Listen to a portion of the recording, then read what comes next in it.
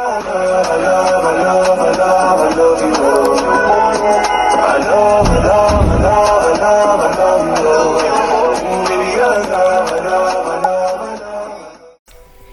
guys, it's your girl Anna and welcome back to my YouTube channel. If you're new, come join the team. If not, come see what's new. Okay, so today I'm going to be teaching you how to make homemade pizza.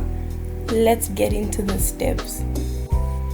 Okay, so you're going to need 1 cup of hot or warm water. You're going to need some instant yeast. And you're also going to need some brown sugar and some salt.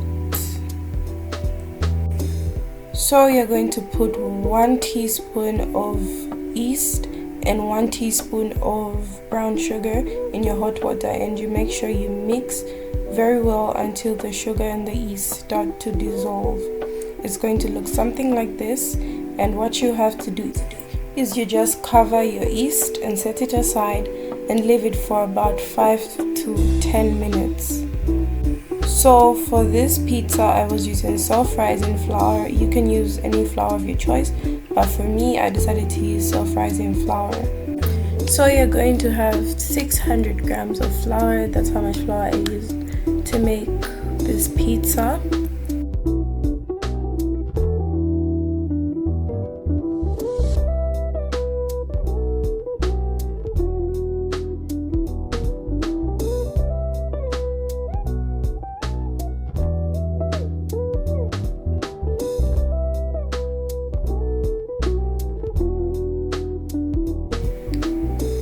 So this is the step where you put in your salt. You just get 1 teaspoon of salt and add it to your flour. So this mixture is only flour and salt. Then you have to wash your hands, guys. Always keep your hands clean during the steps. I'm going to be using Zam Gold. For my oil, you get a half a cup of Zam Gold or cooking oil, olive oil, but I prefer using cooking oil, sunflower oil to be honest, and add it to your flour mixture like so. And then after adding in your oil, you're just going to mix and make sure to break every single lump that is going to be formed in your flour mixture. Make sure you break every lump that is going to be made. And then what I'll need you to do is to get your yeast mixture, the yeast that you made in the beginning of the video, and after leaving it for 5 to 10 minutes it's going to rise and it's going to look like this.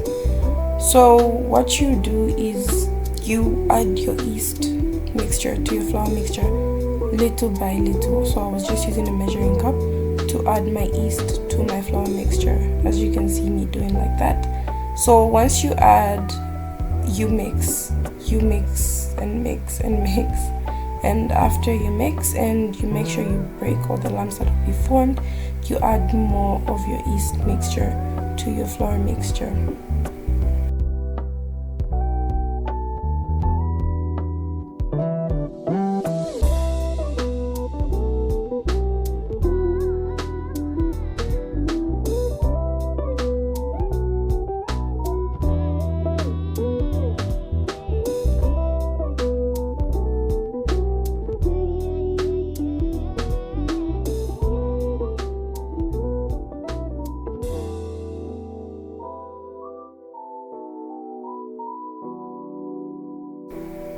So after adding your last cup and you have mixed really well, your dough should start to form like this. As you can see, it's getting hard, but it is not really sticking to my fingers or to your bowl. As you can see, just keep making the dough, keep kneading the dough, and it will eventually form into a ball like this. As you can see that.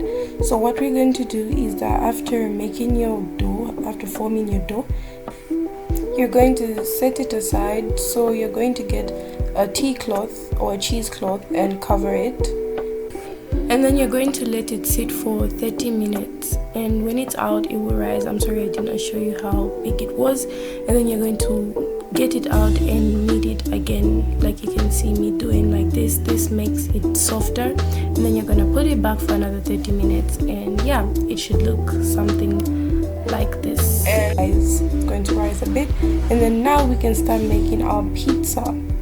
So what you need to do is you have to flour your surface so that your dough should not stick to your board, to your surface, like you can see me doing like that.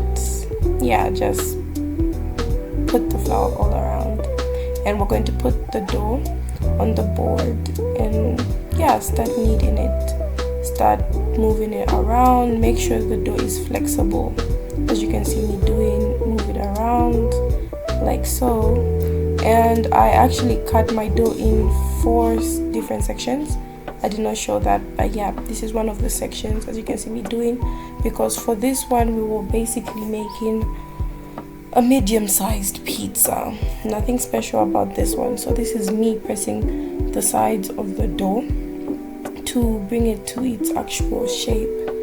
But if you're unable to press it out with your hands, you can always just use a rolling pin. But I couldn't make it as round as I wanted it to be, so I got a glass plate, a round glass plate, and I put my dough on the plate and started to fold the sides to create the crust of the pizza. So I was using tomato sauce for my sauce, for my pizza sauce. I did not make my sauce from scratch.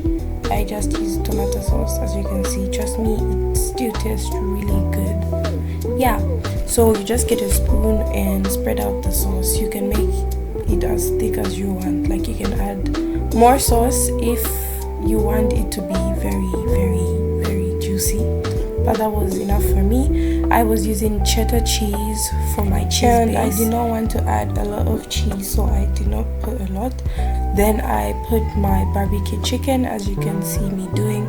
Please comment down below if you'd like to see how I made the barbecue chicken, or if you'd like the recipe for the chicken. Then I added more cheddar cheese on the top of my pizza, as you can see me doing. Yeah, and that was basically it for this pizza. That was all I added to it. I didn't really want to be extra, though I decided to add some green pepper, because you know green pepper does smell really nice and adds flavor and taste.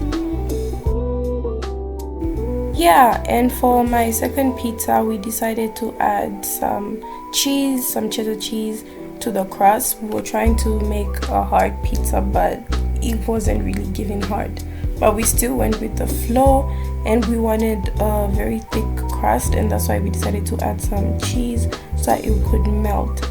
And I just added some polony to the pizza bite. I'm just gonna call them pizza bites.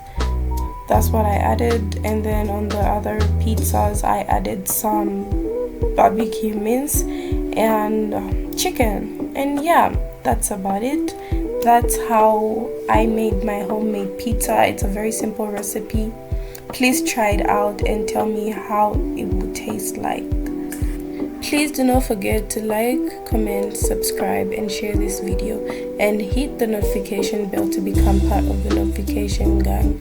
Bye, see you next time. Thanks for watching, and please come again.